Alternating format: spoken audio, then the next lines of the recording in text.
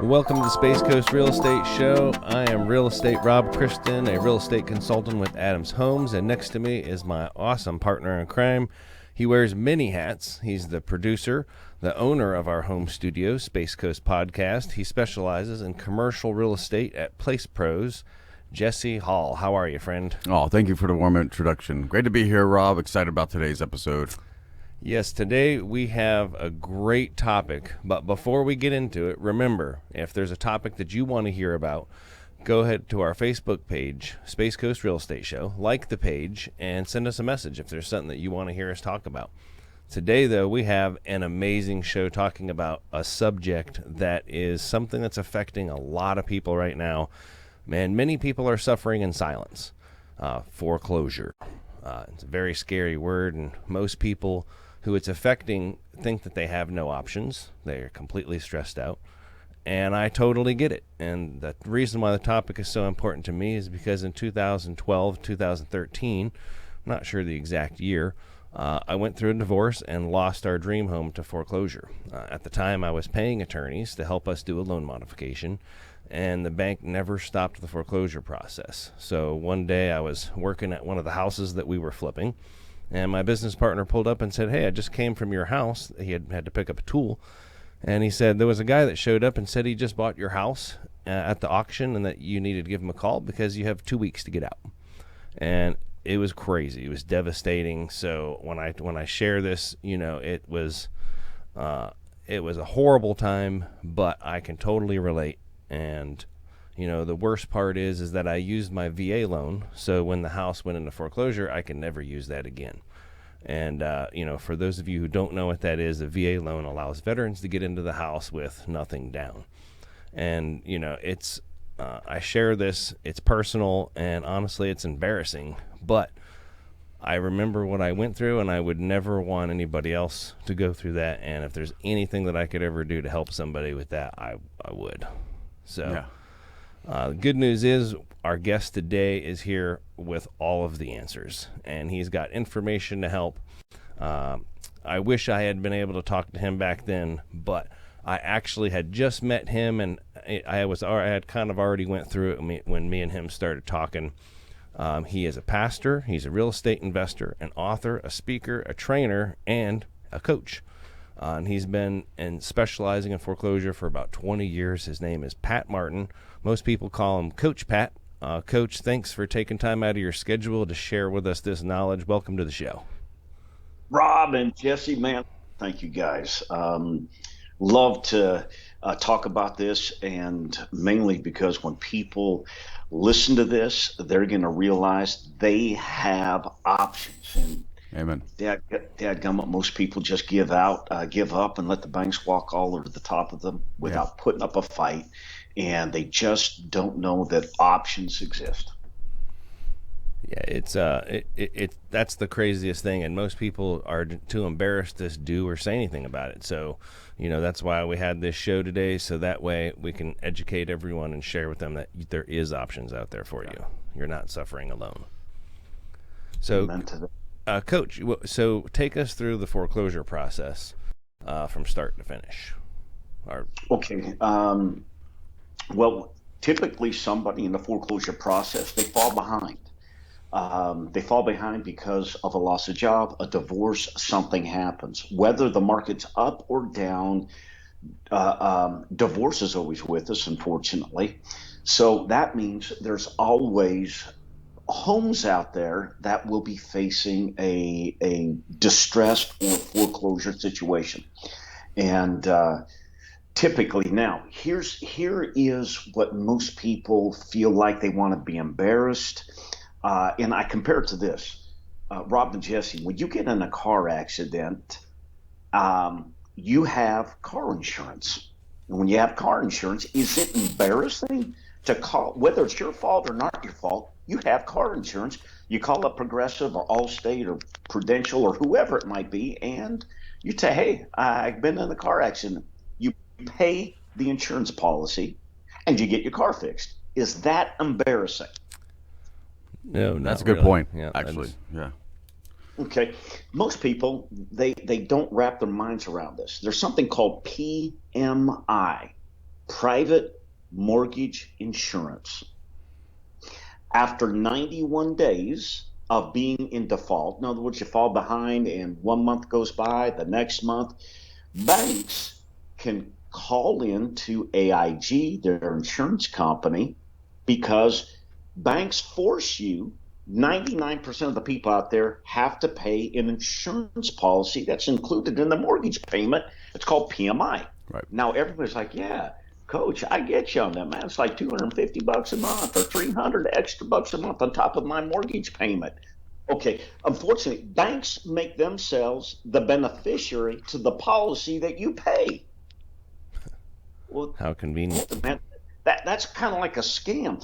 You're paying your car insurance policy, but the bank isn't the beneficiary. You're the beneficiary. So if the car gets towed out, you get a check so you can go buy another car. Well, the banks put this together back in the early 2000s, PMI. And so when you default on your loan, they can't cash in until after 90 days. So on the 91st day, they'll be open for you to do a loan modification or reinstate your loan. So they hold back. And they're like, man, we're waiting for that 90th day. As soon as the 90th day hits, oh, hey, Rob, man, yeah, let's talk. Let's see how we can help you out. They just cashed in on PMI. Wow. Now, Unreal. by the way, banks double dip and triple dip and quadruple dip on insurance payouts. Well, coach, what do you mean? There's something called credit swap default insurance. So when the note mortgage, if you remember, when you get a mortgage, about 90 days later, because your originator can't sell your note off to a Wall Street investment company or to Wells Fargo or whatever, they have to wait for 90 days because your note has to be seasoned. You got to make at least 90 days worth of payments or 3 months payments. They sell your note off. They put it into a trust. And then it's called a pool of notes, like a $50 million pool or $200 million pool of notes. And so in that trust gets its own insurance policy called credit swap default insurance. Wow. And guys, go back to this. Go back to right around 2010. Bank of America was the first big one that got they were the sued by worst. AIG. And that was for $22 billion. However, when you Google that, Google doesn't really post the 22B as in boy billion. It was a settlement for insurance fraud from Bank of America. They'll report it at about 8 billion, 10 billion, or 12 billion. But that was one of many settlements that Bank of America did. But all the big ones, Chase, Wells, all the big banks they settled because they got caught double dipping on insurance payouts on a defaulted mortgage when somebody fell behind. So the foreclosure process, you asked about it, when somebody falls behind, the bank will wait 90 days. Then they'll want to work with you. They want to get paid out on their insurance policy, PMI. And then the process starts after 6 to 12 months, depending on the bank and depending where they are on their default status and their account receivables when it comes to performing notes or non-performing assets. So it depends on where they are in their quarterly statements.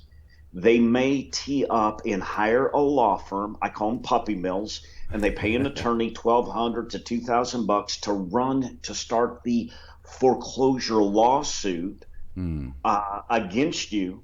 And then they're hoping that basically you don't respond to it, and they have to go through the process in sending notifications out, their motions, and then eventually they tee up a sale date.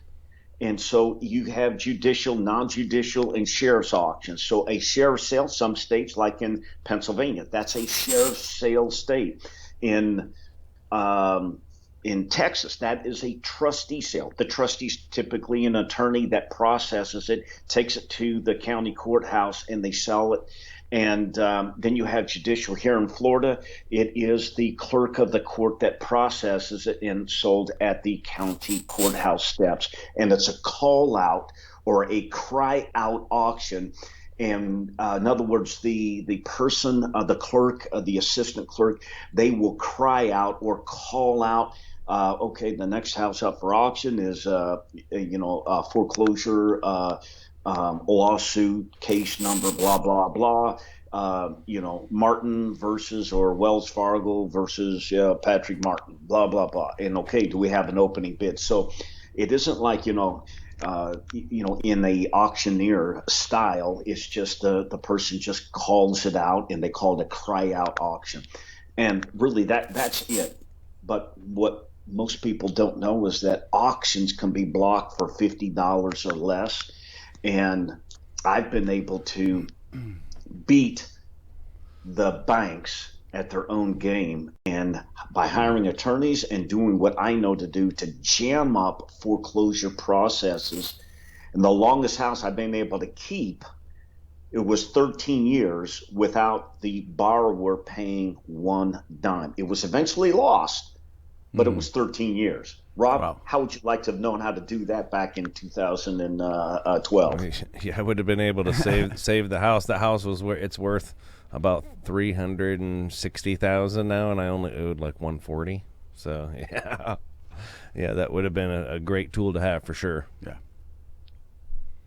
Well, guys, I hope that was, you followed me with it. And if there's something more you want me to, you want to ask me on the process with it, please fire away. But So what are the biggest misconceptions like that consumers have regarding foreclosure that you come across? oh, that's embarrassment, misconception. Oh my God, it's my fault. What are people going to say? I feel embarrassed. I owe all this money. Dad, again, that word dad gummit. Look, don't be embarrassed. You pay insurance on this. It's not your fault. Life happens. It happens to everybody. Misconceptions is that you can reinstate the loan through a loan modification. A loan modification, people don't even know they exist out there.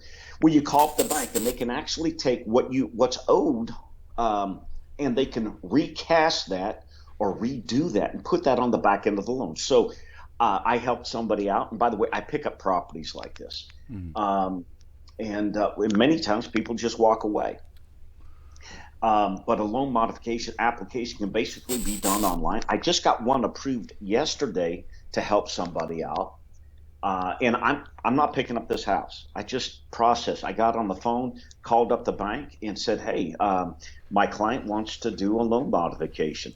And it took them all of like 2 weeks to get it approved. Wow. And they're behind about $30,000. So they'll take that $30,000 and put it on the back end of the loan. The borrower will going to have to re-sign for the modification, and the payments went from like they went up about $75 a month. So the borrower didn't have to come out of pocket the $30,000 to catch it up. The bank puts it on the back end of the loan, and he'll begin to make his first mortgage payment June 1st, and the payment only went up like $75 a month. That's awesome. And that was just an answer to prayer. It gave the guy breathing room. He was like, "Man, coach, thank you. I can't believe it." And guys, it was just a simple phone call. And most people, they get stuck. They're embarrassed. Oh my God, I can't talk to the bank. I don't. They're thinking they got to come up with a solution, but the bank has solutions and options that people just don't know about. And they don't really let you know about them either. I mean, that's some good info to share already. So yeah, let's keep this going. What else do you have there, Rob, for the coach? So one of the biggest things, just to let everyone know out there, is that when I talked to Coach a couple of weeks ago, because I had a friend who was behind on their mortgage, and just the fact of how many people he helps, whether you're trying to keep the house or you've already walked away from the house. I mean, the strategies that you have are just very impressive, and it's very rewarding when you can help people, especially people who didn't think they had any choices whatsoever. Right. So what's the biggest mistakes that homeowners make? They do nothing. And by the way, guys, for everybody listening, guys, I'm not an attorney. So don't take anything I say here as legal advice, okay? And I don't think Rob and Jesse are attorneys either. So when you hear us talk, don't, well, Coach Pat said to do that. No, I'm telling you, the only thing I'm telling anybody to do out there is go hire an attorney. Right. And first things first, plan A, go hire a foreclosure defense attorney. And not all attorneys are created equal. You got a bunch of bottom feeder muffin head attorneys out there that will gladly take your money. Go find somebody that knows how to litigate. Whatever state you're in, go find an attorney and ask them. Ask them questions. Interview the attorney. If you got an attorney, well, I can probably get you 6 extra. Anybody can sneeze and get 6 extra months to live in the house. And basically, all that attorney wants to do is take your $500 a month or your $3,500 binder fee to him, and he's not going to do anything.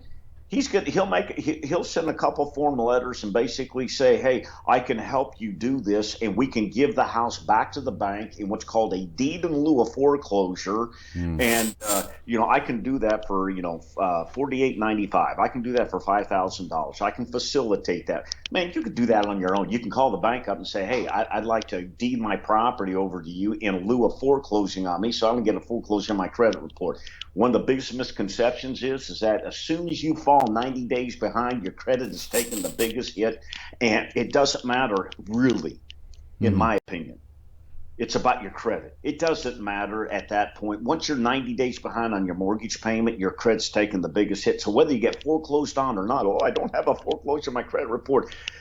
Who cares? Because your credit's already taken the dang hit, whether you got the foreclosure, I got foreclosed on, or you just fell behind and you reinstated it. Either way, you got to do credit repair to get your credit back up, so it doesn't really matter. So that's one big misconception. And it's that emotional thing. Oh, my God, I'm a loser. I lost my house. Forget all that. It's like being in a car accident. You got insurance. Let your insurance, the bank gets made whole more than once. They get, by the way, they get the property if you do a deed in lieu of foreclosure or cash for keys. By the way, banks will actually even pay you money because they're making money. They'll pay you money called cash for keys. I wrote the book on that 15 years ago called Cash for Keys. Wow. But look, just don't get stuck. Don't get embarrassed. There's options out there. Plan A, hire an attorney. Excellent. So yeah, as far as mistakes, that covers a bunch of them, because I feel like buying a house is brand new for a lot of people, and certainly losing a house is probably very brand new for people. Not all homeowners experience foreclosure, but all homeowners experience the purchase of a home, and so that's quite the minority of people who have actually gone through this. But certainly, anytime they could avoid some of these pitfalls, that's huge. For sure. And just the fact that, it was funny that my friend that I had talked to you about, the bank did exactly what you said they were going to do. And they told him that the loan was current because he paid the back money. And then they said, oh, by the way, you owe us $4,000 for the attorney's fees. And then they were like, is that it? And they said, yes. He called him 3 times. And then 2 weeks later, like, oh, we found this other bill for this other attorney for $2,500. We want you to pay that too. And they were like, no, we're not paying that. And so, but the bank, and it's important for people to know that the foreclosure process does not stop even while you're doing a loan modification. So that's why it's so important to make sure that you hire a professional and you get the best information, you can. Yeah. Repeat what that attorney's called. A foreclosure. Deed in lieu of foreclosure. Yeah. It's also called cash for keys. Most people don't know. Banks can actually write checks up to $25,000 to give to a homeowner to get them to deed them the property and clean up the house. They call it broom sweep, clean the house. And the reason why is banks learned a long time ago, if they piss off the homeowner too bad, the homeowner's going to go through and strip out the assets of the house, the air conditioning unit, the kitchen counter, the sinks, the doors, the copper in the walls. I remember the copper wiring, the hot water tank is gone. I mean, the garage door. Hey, it'll be 1 weekend. It'll be gone, and the guy will say, you know what? I moved out of the house and I don't know what kind of conditions. I can't guarantee anything. If since you didn't play nice with me, God bless you. I'm out of here. Yeah. And so the banks, The the broom nicer sweep. the house, the more money the banks are willing to pay. But most people even don't know they can negotiate that fee. And by the way, they can negotiate. I need 120 days to find another place. Besides that, I want cash for keys. Wow. I've had tenants. I've picked up properties, guys. I've done the foreclosure defense. I've given banks black eyes. I've jammed up the foreclosure process, keeping my tenant in the house, letting my tenant know that we're doing foreclosure defense, but one day they're going to have to move. But here's the benefit. Banks will allow you to live there basically for at least 90 days, and they're going to write you a check called cash for keys. And they're going to give you equivalent to first, last, and your security deposit. And by the way, I don't call this security deposit anymore, guys. Right. I called it a use and occupancy fee.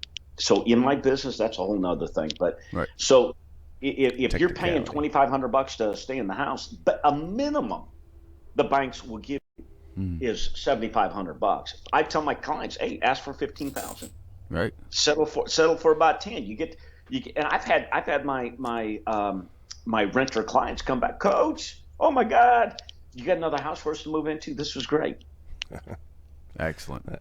That's awesome. So if somebody was looking for an attorney, what advice would you give them on what questions to ask to make sure they get a good attorney?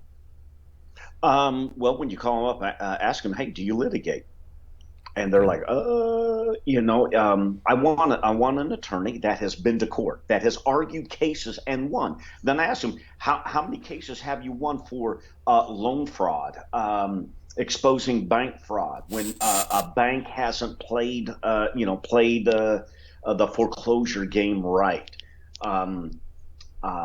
Have you had banks, step back, and then when you catch them with their hand in the cookie jar, they pull back and they work with your client to reinstate that loan? How many cases have you litigated and won? Okay. Litigated and won. And there's a lot of things the homeowners can do on their own though as well, right? Sure. Call the bank up. What options do I have? And the more documentation you do, hey, I'm writing the bank. I'm asking the bank for help. I'm asking the bank, what options do I have?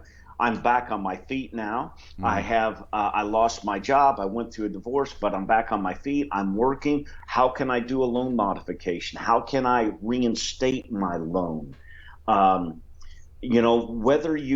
Some banks don't call this, I personally call this a recast of the back payments on the end of the loan. Some banks don't call it a recast. That's just my term that I use. Some banks do. But find out, hey, what options do I have? And the bank is going to ask you, well, are you living in the house? Is that your primary residence? Well, I have houses that are my primary residence, but I'm not, they're vacant, or I'm not living there, or I'm traveling, But that's a big deal for banks. Banks want to know, is that your, they'll say, is it owner occupied? I answer that question. That's my primary residence. Right. If I'm renting some other place, or if I'm living with family or whatever, I don't answer that question the way they ask it. And part of their reinstatement is they want you to have that as your owner occupied. So Right. They want to do a reinstatement or a loan modification only if it's owner occupied. And I tell people, don't lie. There's no reason to lie. That's my primary residence, and that's how I answer that question. Right. Excellent. And Good all tip. right, so now that we've talked about the consumer side of things, let's flip hats. And real estate investors, how can they benefit from this? I buy homes for $10 and what's owed on them. Now, everybody just said, "Oh, Coach, what, you buy homes for 10." They didn't hear the back part. The back part of that. They go, "Coach, you can't buy homes for $10." Yes, you can, and I teach people how to do that. And buying them for $10 is, In some states, most states, it's a $10 binder fee or transaction fee that you have to purchase a home from somebody. They have the ability. Don't think cars and titles where you buy a car, the bank holds the title until you pay it off, then you get the title. Right. I'm talking about a deed. A deed is you can transfer the deed without paying off the mortgage. Transferring the deed, transferring the ownership. When a homeowner deeds the property, the ownership from them to me is $10. Now, that doesn't mean that I just paid off the debt. They still owe the debt. So I pick up homes like the home I'm in right now. The lady, her husband died 2 years ago. She's in a wheelchair. She's 79 years old. Their daughters found me, adult daughters. I bought the home for $10 and what's owed on it. She owes about $25,000. She's behind about $25,000. She owes just over $500,000 on the house. Mm. So I don't get a loan in my name. I also, the loan stays in their name.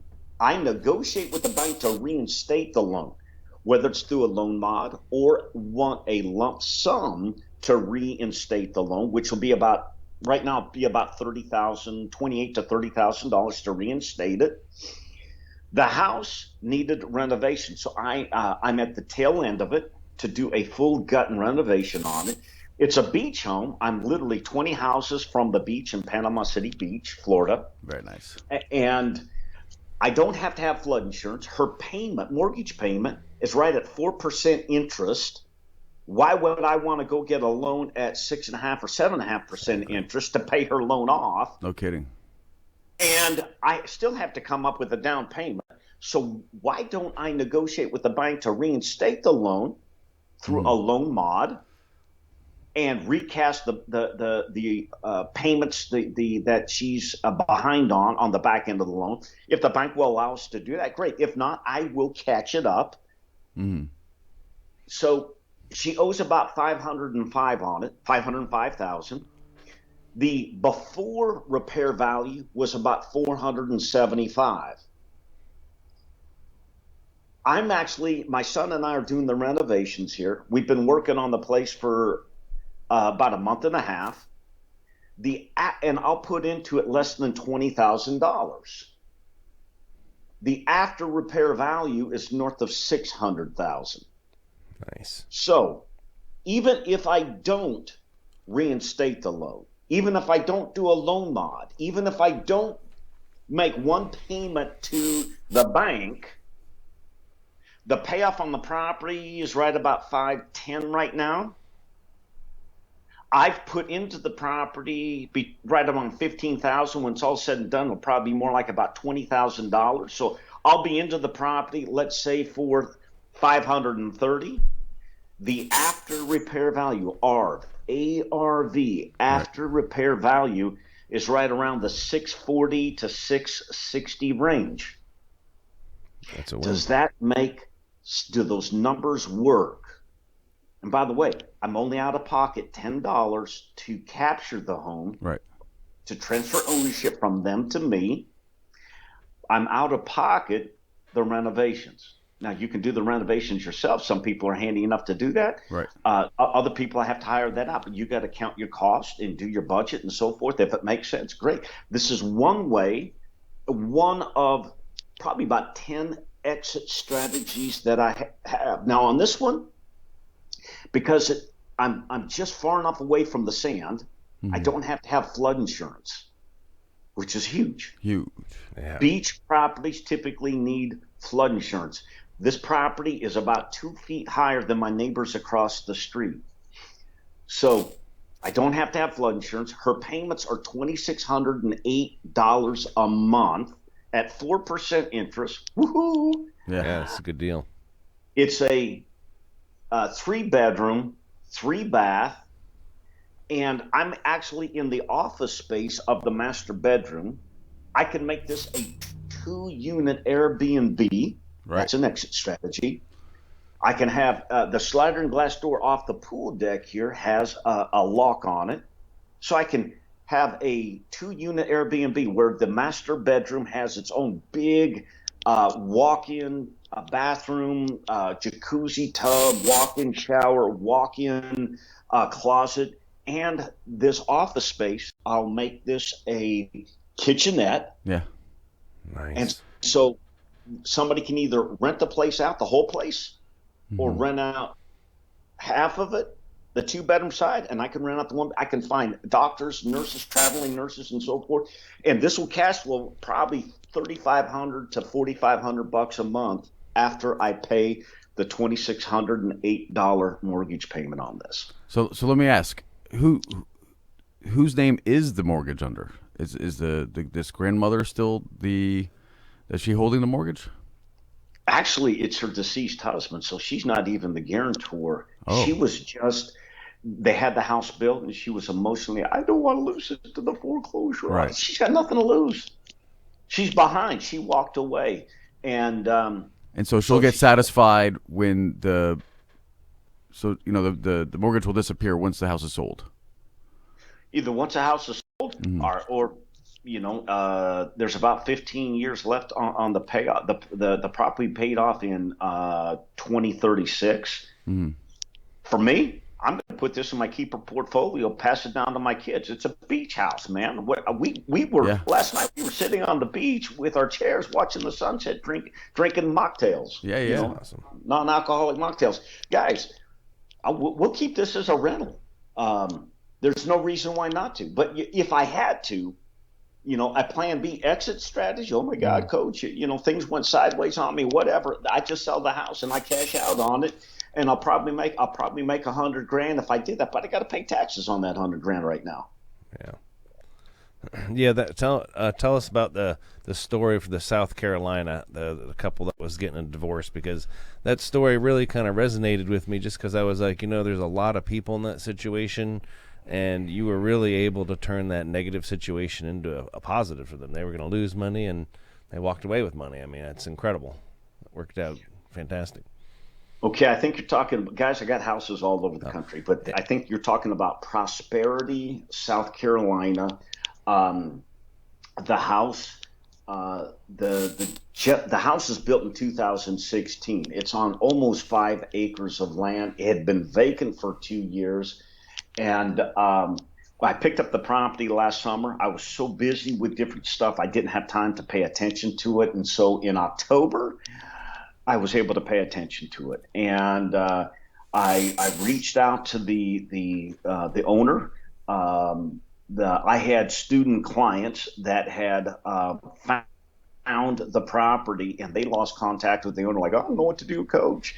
And I'm like, really? So, guys, one simple way for marketing, if you know of somebody in a house that's vacant, but you can't reach them, I send them a sticky note in the mail. The sticky note says, the guy's name is Sean.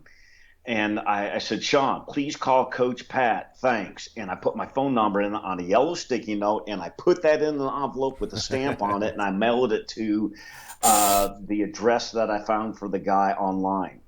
And it went to him, and the guy calls me up. Hey, Coach, this is Sean. I got your Post-it note in the mail today, so I'm calling. Thanks, Sean. And I said, hey, what are your goals and desires? Man, I don't know what to do. I moved out of the house. I'm too embarrassed. I went through a divorce. My mom was living with us. She died. I brought my wife back in, and that was a mistake. She wouldn't get off of drugs, so I had to kick her out. And you know what? I just moved, 45 minutes away, and I moved in with my dad. I don't know what to do. So I said, Sean, Plan A, get an attorney. If not, I can be your plan B. I can't make you a promise or guarantee of the likelihood of any success, but I can guarantee this. I can take some shots at this. Sean, is this still your primary residence? Yes, sir. Are you back on your feet and working? Yep, I'm back on my feet. Well, Sean, if I were you, this is what I would do. I can't tell Sean to do anything. If you're telling somebody to do something, guys, you're practicing law without a license. Sean, this is what I would do if I were you. I would apply for a loan modification, and we did. We helped helped him with that. We got his power of attorney, his third-party authorization. We got the deed. We put it in a land trust, got a declaration of trust signed. I get an affidavit of understanding that basically says there's no promise or guarantees. Hire an attorney, and it's like 25 different things that he has to initial. And so we helped him with his loan modification. And the loan mod came back, and his payments went from, by the way, he's $75,000 behind. Wow. And so my son and I, we drove up there, and we painted the inside of the house, and the air conditioning, the heat pump, air conditioning unit crapped out on him. So we called up Blowhard AC. That's a great name. Blowhard, great name. And Jason, they came out there and they hooked us up. I'm out of pocket about $7,500 to prep the house to get it ready for my tenant. The payments on the house are $2,300 a month, and I get right at about $2,800 a month on the rent. So his original mortgage payment was about $1,600. Because he's $75,000 behind, his payment jumped up to $2,300 a month. So this property out, it only cash flows about $500 a month. And up front, I got first, last, and a use and occupancy fee right at about $9,000, just shy of $9,000 up front, which covered my $75 in expenses to drive up there, stay in a hotel, take my tools, get the house painted and cleaned. I had to bush hog it. I had to hire a septic company, come and pump the septic tank, and the whole 9 yards. And it's a beautiful piece of property. Oh my God, it's gorgeous. Deer walk through the property. Wow. And now we put our tenant in there, and a month later, the first new loan modification payment was due. Now, people like, Coach, hold it. How can you do a loan mod and the deed and all that stuff? Guys, the deed, I'll get a new deed from Mr. Sean after I make the 6-month trial payment in the loan modification. So I'll get an updated deed at that point. If I'm taking, by the way, the ownership of the property on public record is not in my name. And there's a big deal with loan modifications and fraudulent loan modifications. If I get a deed and I file the deed and process the loan mod, and I put a tenant in there, then it can be fraudulent. However, if I have, there's this trust thing that goes on. Can Mr. Sean screw me? Yep, he can. But he loves me. I saved his home, and he's happier than a pig in mud right now because we're turning his pay history on this mortgage. We're making a positive pay history. The benefit to him, we're keeping a foreclosure office credit report, and we're turning around the pay history on this house. And after 6 months, I will get a new deed signed, dated after the 6-month payment has been processed. This is my coaching through my subject to a real estate attorney, Mr. Jeff Watson. This is what he coaches me, and I pass this along to my coaching clients to do so we can stay above board with this, with the homeowner and the bank, so nothing comes back on us.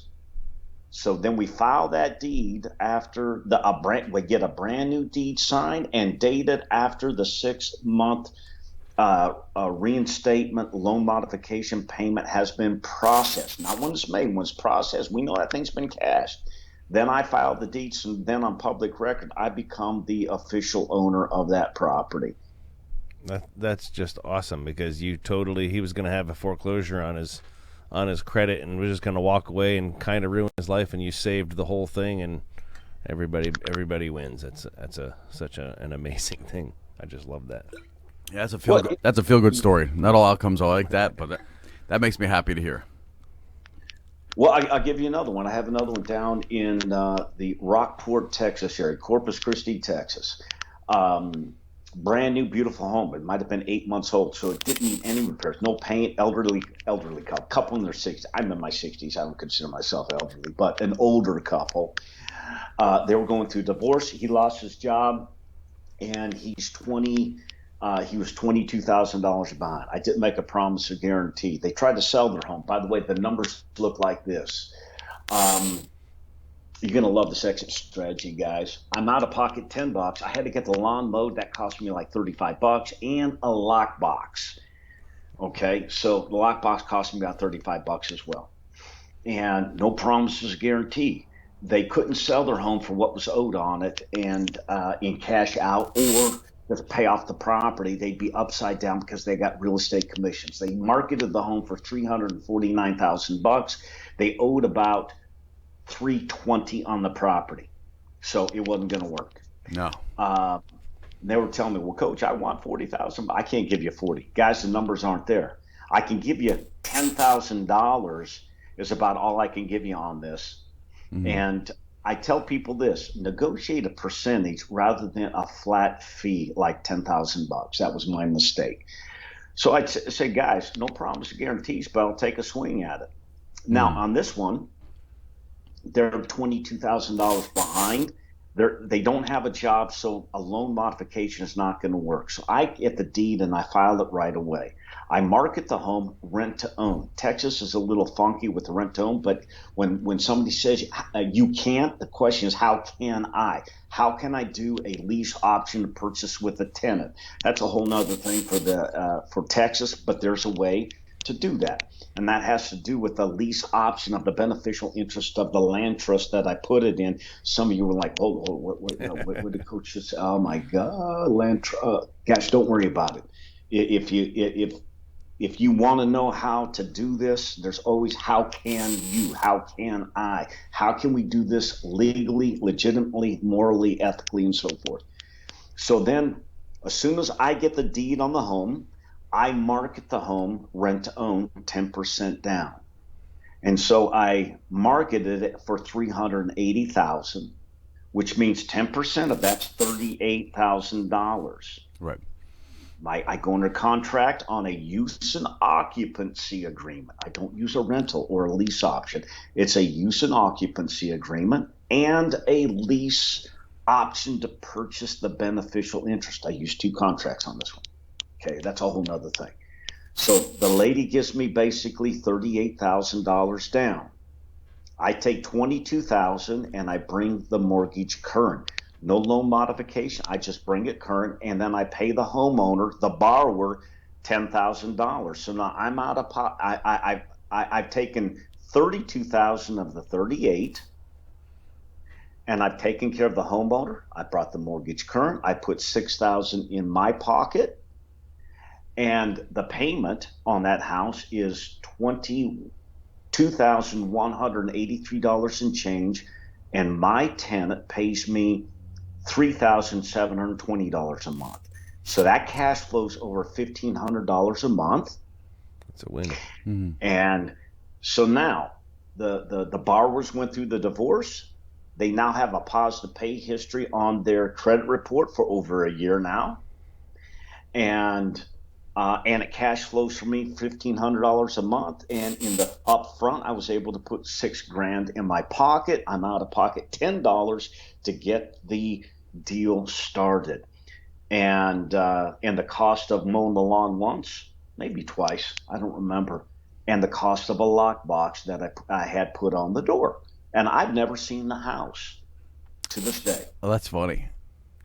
That's a win right there. That the fact that that's a win-win for everybody. Like, that's such a great situation. Yeah. I like to hear stories about that, and that, I mean, it looks like there's some creative processes in store when you start doing these kind of deals, and especially when you're negotiating your own agreements and multiple agreements and so forth, versus conventional agreements that people are used to. And it sounds like somebody who's really interested in investing needs to take a deep dive with you. And as we're getting to the 45th minute and already a lot of, Great substance information. covered, let's go ahead and share how people can maybe get some more training and learn more of these cool strategies. You bet. If and guys, if this is okay, I'll Sure. share a website. And if you want to know more about this, you can go to my website. It's called themartinsunplugged.com. The Martins, and Martins is Martins. The Martins Unplugged or Unplugged, unplugged.com / By the way, if you want my course, go here and Yeah. I'll give you about 65% off the cost or the investment Sure. in my course. That's outstanding. And you can put / Rob, ROBB, uppercase logo, it doesn't matter. Just the martinsunplugged.com / ROBB. I like that. And my course goes for people like, well, how much is it? Goes for basically $2,500. Right. But for Rob and Jesse and the people that are listening to you, I'll give you, man, I want to get it into your hands. And Right. most people can afford or figure out how you can afford $997, or basically Wow. $1,000. So at $997, you can get my course on this. And by the way, I'm coming out with a brand new course as well called Pre-Foreclosure Sub 2s with a bunch of exit strategies that I was just sharing with you. Very cool. I'll include that course as well. So you're getting two courses. Dang. Two for almost half price. That's very generous. Yeah, for our listeners, That's I'm sure fantastic. they're already logging on right now. That sounds awesome. So 2 courses for the price of a heavily discounted one. That's incredible. Right. Thank you. But the Thank you, second course, Coach. guys, I'm in the middle of. I've already written my outline for it. I just have to record it, and I do about 25 short video teachings. And I take one topic and I cover that topic. So you Right. don't have to listen to like 90 minutes or 2 hours worth of stuff just to get the one thing that you want. Right. So I break it down down. anywhere from 8 to no more than about 12 or 15 minutes on one topic. And by the way, what you go through the course, you can have access to my paperwork, my contracts, which that's the big Oh, deal. What that we're is talking big. about is not rocket science. It's having the right contracts and paperwork. Wow. Yes, that is the key. I remember when I first got into real estate, I had somebody share the was it the Les Brown. Les Brown's great.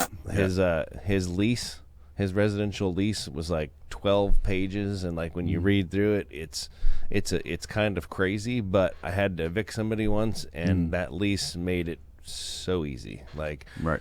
it was, so the paperwork is the most important part for sure. Yeah, well, with commercial, we do a lot of lease negotiation. There's a lot of moving parts, build outs and all these other things that, you don't normally do as a residential lease person. So in our field, we find that every lease is a living, breathing new concept with some provisions and some clauses either added or omitted based on the terms between the tenant and the landlord. So, yeah, there's when some people say like this is it, this is the one lease, that's not the truth. There's many agreements 2 parties could come and flourish between. Every lease should be a win-win-win.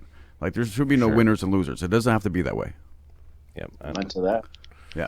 Guys, let me just share this with everybody. One of the easiest ways that when I started doing this, I was looking for vacant pre-foreclosure homes, and I would rent them with the right to sublet.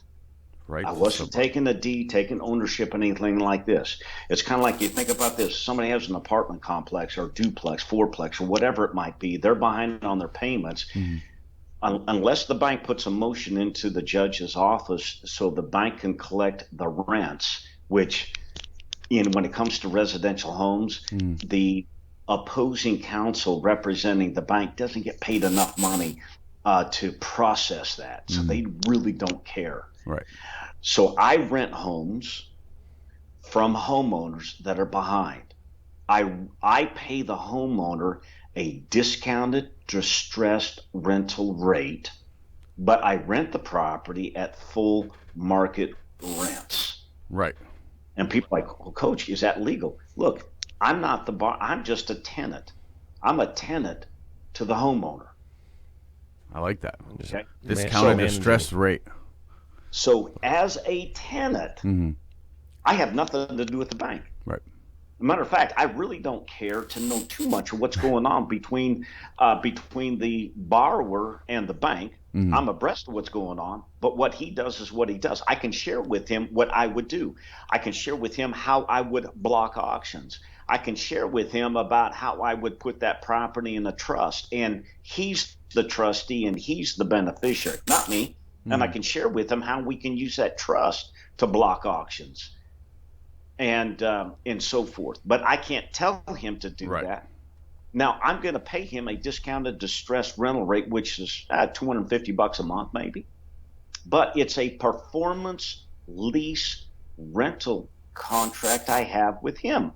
In other words, if my tenant isn't performing and paying me rent, I'm not paying him rent unless I have a tenant in that property that I'm subletting to. And so if I'm renting it to my tenant for $2,500 a month, I'm only paying my landlord about $300 a month. So I'm cash flowing that property for $2,200 a month. Without now I will owning share. anything. Say again. Without owning anything. Yeah, I don't own it. I just Right. have a contract. That's brilliant. And there's no expiration date on the contract. Right.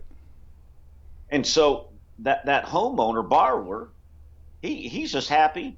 He doesn't have to repair nothing, anything like that. And by the way, if the house needs cleanup, repairs, or paint, I will give away a month or two free rent. But my tenant still has to come up with first, last, and a use and occupancy fee to move in. But if the place is trashed out, Right. Oh my God, Coach, how do you?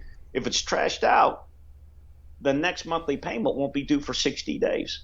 Well, Wow. what if it needs a hot water tank? Well, then you know what? I'll find somebody that can paint, clean up, whatever, and the next monthly payment won't be due in 90 days. But you still got to come first, last, and your use and occupancy fee up front. Right. And there's a lot of people like, Coach, man, I'll paint, I'll clean, I'll do whatever. Mm-hmm. Yeah, that's smart. Well, And by the way, yeah. I don't start paying my landlord until after 90 days starting on month 4, because there might be cleanup, there might be painting, and I might have to give away a month or two free rent Right.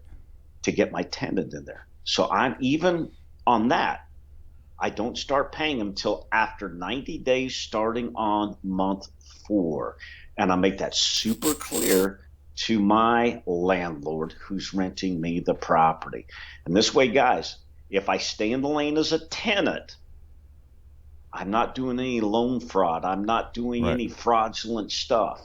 It's when you take ownership of the property and you rent a property out that's not, and you're not making the mortgage payment, you can get yourself into some deep, doo-doo with that one. So that's why on those, I can stay in the lane as a tenant to the homeowner borrower with the right to sublet. How cool is that, guys? I like it. You gotta- I mean, that's a gotta strategy. If I feel like anybody, even like someone who's, without a whole lot of cash, because we're talking to a lot of people who are, just bootstrapped. They're doing everything with money that's begged, borrowed, or steal. Don't steal. But they don't have a whole lot to start up. They don't have the renovation, budget. They don't have these big budgets. But to get in and cash flow something with very little, little money down, that's probably music to a lot of people's ears. And those are some very creative strategies Yeah. of just really understanding the law, and it's just fantastic that you can make a great living helping people. Like, Yeah. there's nothing better when you can make money helping people. I'll tell you, Rob. We started the show with learning how to avoid foreclosures, and now, like, for investors, like, even I'm kind of getting a little excited. So now, listen. Thank you so much, Coach Pat. This has been a great discussion. I really hope our Absolutely. viewers found a lot of value. Once again, give yourself a plug. You have books as well, and a nonprofit I want to hear about real quick. Okay, our nonprofit is called His Mission of Love. When you get involved with real estate, if you're looking at the guys standing in front of Lamborghinis and they got a wad of cash, they fan out in front of you in front of a mansion, guys, being in debt like that sucks. Right. And I've been there in debt, being debt free and living as a minimalist. I'm in my 60s. If I could go back to my 40-year-old self, I would have said, hey, you don't need to buy that Porsche 911 convertible black on black on black and have it tuned where you can hit the end of a on ramp at about 140 miles an hour. I didn't need that, but I did get it. I wish I could have told myself, hey, buy some land Right. and don't get into debt. So my nonprofit real estate funds our outreaches. We lived 4 years in Ecuador and doing missionary work. And by the way, we helped elderly. We volunteered at an orphanage, but we were able to fund our outreach. And it was tough, man. I had to live on the beach, like beachfront house, and Right. and Sounds horrible. Ecuador. suffered Jesus and in Ecuador, and Right. had to get up and go surfing in the morning. It was tough, but Right. somebody's got to live like that. But we do. Yeah. I was able to go to the Amazon back in 1956. There's 5 missionaries were killed in the Amazon. They made a movie out of it, and the Jim Elliot story. I actually befriended grandfather Mincaye, his grandsons, and they took me to meet him. He killed 2 of the 5 missionaries, and Wow. I did a trip into the Amazon and took bags of rice and supplies and things like that by myself. My wife and kids thought I was crazy, and but Mincaye, they the most of the Waorani or Huarani tribe, most of them are Christians today as a result of what happened back then. And the name of that movie is called The End of the Spear. But His Mission of Love, you can find us on Givelify, and you'll see His Mission of Love Incorporated. I think it will show up based out of Spring Hill, Florida, but there's only one on Givelify, and that's an app. And please, we minister to people. We find needs. We buy people supplies to, food, bags of rice, to ovens and stoves for elderly. And it's all about giving back. There's a reason why God has you here, folks, and it's not about making a bunch of money